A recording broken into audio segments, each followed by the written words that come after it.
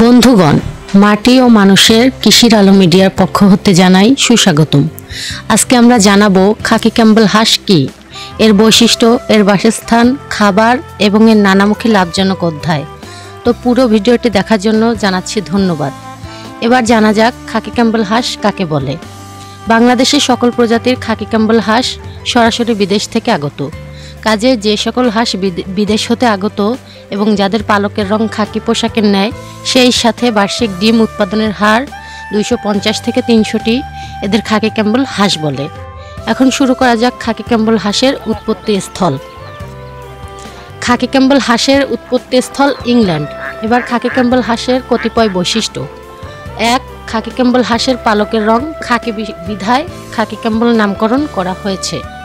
2. এর ডিমের রং সাদা। 3. এদের ঠোঁট নীলাভ বা কালো। এবার খাকি ক্যাম্বেল হাঁসের উপযোগিতা। খাকি ক্যাম্বেল হাঁস পালন কেবলমাত্র ডিম প্রাপ্তির উদ্দেশ্যে নয়, বরং এই জাতীয় হাঁস হতে পর্যাপ্ত পরিমাণ মাংসও পাওয়া যায়। বার্ষিক ডিম উৎপাদনের হার গড়ে 250 থেকে 300টি। প্রাপ্তবয়সী খাকি ক্যাম্বেল হাঁসের ওজন 2 থেকে 2.5 কেজি হয়ে থাকে। এ জাতীয় হাঁসের স্থান নির্বাচন। 1. উঁচু জমি নির্বাচন করতে হবে যেন বন্যার সময় পানিতে ডুবে না যায়। 2. বিদ্যুৎ ও পানি সরবরাহের পর্যাপ্ত সুবিধা থাকতে হবে। 3. ভালো যোগাযোগ ব্যবস্থা থাকতে হবে। 4. মাংস ও ডিম বাজারজাত করার সুবিধা থাকতে হবে। 5. পর্যাপ্ত নিরাপত্তা ব্যবস্থা থাকতে হবে। 6. পানি নিষ্কাশনের ব্যবস্থা থাকতে হবে। 7. চারপাশ পরিষ্কার পরিচ্ছন্ন হতে হবে। 8. খোলামেলা ও নিরিবিলি পরিবেশ হতে হবে।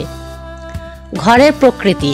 হাঁস পালনের উদ্দেশ্যের উপর ভিত্তি করে এদের ঘর বিভিন্ন প্রকার হতে পারে, যেমন হাঁচারি ঘর, বাচ্চার ঘর, গোয়ার ঘর, ডিম পাড়া ঘর, যেমন একচালা বা শেড টাইপ, দোচালা বা গ্যাবল টাইপ, কম্বিনেশন টাইপ বা মনিটর বা সেমি মনিটর টাইপ। ঘরের পরিচর্যা ও জীবাণুমুক্তকরণ পদ্ধতি। ঘরের মেঝে পরিষ্কার ও জীবাণুনাশক করতে হবে, যেমন চুন দিয়ে তা জীবাণুমুক্ত করতে হবে। ঘরের দেয়াল মেঝে ভালোমতো পানি দিয়ে পরিষ্কার করতে হবে, তবে কস্টিক সোডা দিয়ে পরিষ্কার করলে ভালো হয়। ফিউমিগেশন শুরু করার পূর্বে দরজা, জানালা, ভেন্টিলেটর প্রভৃতি বন্ধ করতে হবে যাতে ঘরে কোনো বাতাস না ঢোকে। ঘরের প্রতি 2.8 ঘনমিটার জায়গার জন্য 6 গ্রাম পটাশিয়াম পার ম্যাগনেট ও 120 মিলি ফরমালিন 40% দিয়ে ফিউমিগেট করতে হবে। বাচ্চা পালন। বাচ্চা রাখার ঘর বা শেড অবশ্যই উঁচু জায়গায়, অর্থাৎ সমতল ভূমি হতে 1 থেকে 1.5 ফুট উঁচু করে নির্মাণ করতে হবে, যেন ঘরের ভিটি কোনো অবস্থায় ভিজা বা স্যাঁতসেঁতে না হয়। ঘরের মেঝে পাকা হলে ভালো হয়। 2 থেকে 3 ইঞ্চি পুরু করে ধানের শুকনো তুষ বা শুকনো কাঠের গুঁড়া মেঝের উপর বিছিয়ে দিতে হবে। লক্ষ্য রাখতে হবে যেন কোনো অবস্থাতেই বৃষ্টির পানি ঘরের মেঝের উপর না পড়ে। বাচ্চা সংগ্রহের পর এদেরকে প্রথমে ভিটামিন মিশ্রিত পানি খেতে দিতে হবে। তারপর শুকনো খাবার সামান্য পানিতে ভিজিয়ে খাওয়াতে হবে। প্রতিদিন কমপক্ষে 3 বা 4 বার বাচ্চাকে খাবার দিতে হবে এবং প্রতি বাচ্চাকে 5 থেকে 10 গ্রাম করে সুষম খাবার খাওয়াতে হবে। লক্ষ্য রাখতে হবে ছোট বাচ্চার বেলায় খাবার দেবার সময় অবশ্যই পানির পাত্রে আগে পানি দিয়ে রাখতে হবে, অর্থাৎ প্রথমে পানি দিয়ে পরে খাবার দিতে হবে, নতুবা শুকনো খাবার বাচ্চার গলায় আটকে বাচ্চা মারা যেতে পারে। 1 দিন বয়সের বাচ্চার জন্য ব্রুডিংয়ের প্রয়োজন রয়েছে। প্রথম সপ্তাহে ঘরের তাপমাত্রা থাকবে 95 ডিগ্রি ফারেনহাইট। পরবর্তীতে প্রতি সপ্তাহে 5 ডিগ্রি ফারেনহাইট তাপমাত্রা করে কমাতে হবে।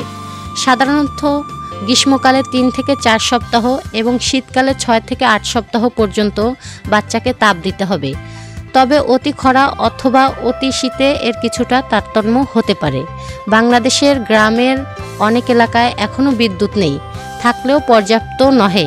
এসব এলাকায় ক্ষুদ্র খামারি হারিকেন, হাইজ্যাক লাইট, কেরোসিন অথবা মাটির চুলা ব্যবহার করে হাঁস মুরগির বাচ্চাগুলোকে তাপ প্রদানের ব্যবস্থা করতে পারেন।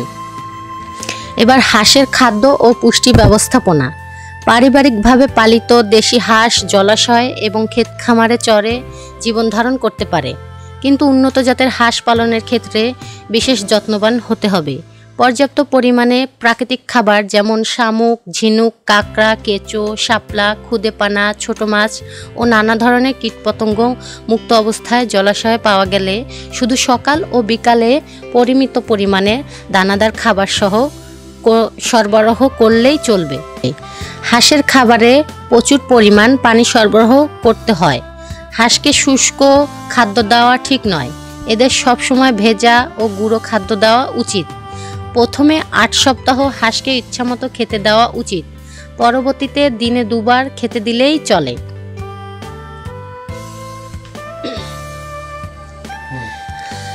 এবারে সুষম খাদ্য তৈরি। সুষম খাদ্য তৈরির পূর্বে প্রতিটি হাঁস পালনকারীকে খেয়াল রাখতে হবে যেন সুষম খাদ্যের প্রতিটি উপাদানই টাটকা এবং পুষ্টিমান সঠিকভাবে বিদ্যমান আছে। কোনো অবস্থাতেই বাসি, পচা বা নিম্নমানের ফাঙ্গাসযুক্ত খাবার হাঁসকে দেওয়া যাবে না। খাদ্যের প্রকৃত মিশ্রণ পদ্ধতি, হাঁসের জাত, ওজন, ডিম উৎপাদনের হার এবং সর্বোপরি শামুক, ঝিনুক, ধান, সবুজ শ্যাওলা বা শৈবাল এবং শাকসবজির প্রাপ্যতা অনুসারে খাদ্য খাওয়ানোর কর্মসূচি করতে হবে। খামার ব্যবস্থাপনা ও দৈনিক কার্যক্রম সূচি। যে কোনো ধরনের খামারই হোক না কেন, তার ব্যবস্থাপনা একটি গুরুত্বপূর্ণ বিষয়। প্রকৃতপক্ষে খামার ব্যবস্থাপনার উপরই খামারের লাভ, লোকসান এমনকি খামারের ভবিষ্যৎ সম্প্রসারণ নির্ভর করে। ক. সকাল 7টা থেকে 9টার মধ্যে কাজ। 1. জীবাণুমুক্ত অবস্থায় শেডে প্রবেশ করতে হবে এবং হাঁস মুরগির সার্বিক অবস্থা ও আচরণ পরীক্ষা করতে হবে। 2. মৃত বাচ্চা, বারণ বাচ্চা থাকলে তৎক্ষণাৎ অপসারণ করতে হবে। 3. ডিম পাড়া বাসার দরজা খুলে দিতে হবে। 4. পানির পাত্র, খাবার পাত্র পরিষ্কার করতে হবে। 5. পাত্রে খাবার ও পানি না থাকলে তা পরিষ্কার করে খাদ্য ও পানি সরবরাহ করতে হবে। 6. লিটারের অবস্থা পরীক্ষা করতে হবে ও প্রয়োজন হলে পরিচর্যা করতে হবে। 7. খাবার দেবার পর কিছুক্ষণ দাঁড়িয়ে আচরণ পরীক্ষা করতে হবে। সকাল 11টা থেকে 12টার মধ্যে কাজ। 1. খাদ্য নাড়াচাড়া করে দিতে হবে। 2. পানি গরম ও ময়লা হলে পরিবর্তন করে পরিষ্কার ও ঠান্ডা পানি দিতে হবে। 3. ডিম সংরক্ষণ করতে হবে। বিকাল 4টা ও 5টার মধ্যে কাজ। 1. পাত্রে খাদ্য, পানি না থাকলে তা সরবরাহ করতে হবে। 2. ডিম সংগ্রহ করতে হবে। 3. ডিম পাড়ার বাসা, বাক্সের দরজা বন্ধ করে দিতে হবে। 4. আচরণ পরীক্ষা করতে হবে। এবার সাপ্তাহিক কাজ। 1. খাদ্য তৈরি করতে হবে। 2. বাচ্চার নমুনা ওজন গ্রহণ করতে হবে। 3. ঘর পরিষ্কার করতে হবে। 4. ঘরের বাতি সপ্তাহে 2 দিন পরিষ্কার করতে হবে। খাদ্য ও পানির পাত্র পরিষ্কার করতে হবে এবং লিটার পরিচর্যা করতে হবে। হ্যালো ভিউয়ারগণ, আমাদের ভিডিওটি কেমন লাগলো? যদি ভালো লেগে থাকে অবশ্যই লাইক, শেয়ার ও কমেন্ট করবেন। সেই সাথে সাবস্ক্রাইব করতে ভুলবেন না। আর হ্যাঁ, বেল বাটনটি অন করে রাখুন যেন পরবর্তী ভিডিওটি আপলোড করা মাত্রই আপনার হাতের নাগালে পৌঁছায়। সে পর্যন্ত সুস্থ থাকুন, ভালো থাকুন। ধন্যবাদ।